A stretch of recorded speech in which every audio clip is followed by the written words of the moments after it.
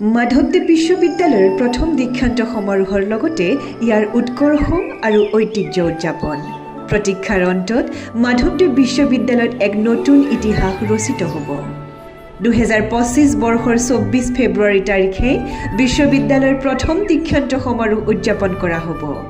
এই গৌৰৱময় দিনত অংশগ্ৰহণ কৰি সাক্ষী হৈ উঠক শিক্ষা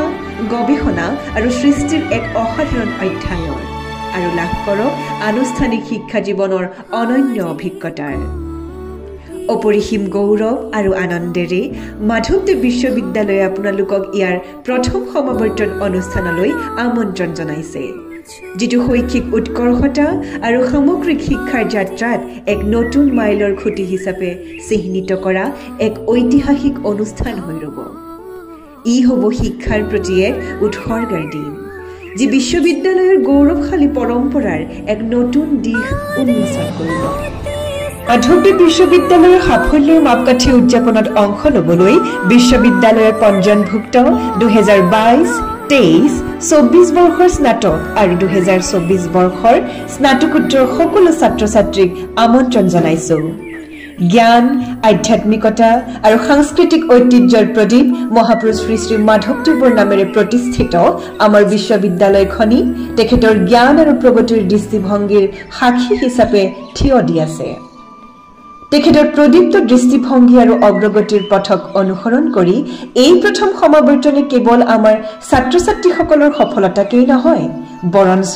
আমাৰ গৌৰৱময় ইতিহাসৰো উন্মেষণ কৰিব এই অনুষ্ঠানটো এক স্মৰণীয় দিৱস হিচাপে গঢ়ি তোলাত বিশ্ববিদ্যালয়ৰ সকলো অংশীদাৰৰ সহযোগিতা আন্তৰিকতাৰে কামনা কৰিছো যিহেতু ই মাথো এক অনুষ্ঠান নহয় ই হ'ল আমাৰ যৌথ সফলতাৰ প্ৰতিচ্ছবি যি হৈ ৰ'ব অতীতৰ প্ৰতি এক শ্ৰদ্ধা আৰু ভৱিষ্যতৰ বাবে এক অংগীকাৰ স্নাতকোত্তৰ ছাত্ৰ-ছাত্ৰীসকলৰ কঠোৰ পৰিশ্ৰম অধ্যৱসায় আৰু সপোনৰ যথাযোগ্য সন্মান দিয়াৰ এই শুভ মুহূৰ্তৰ অংশীদাৰ হোৱা হওক যিসকলে তেওঁলোকৰ জ্ঞান আৰু সেৱাৰ সামাজিক প্ৰেক্ষাপট প্ৰদীপ্ত কৰিবলৈ আগবাঢ়ি গৈছে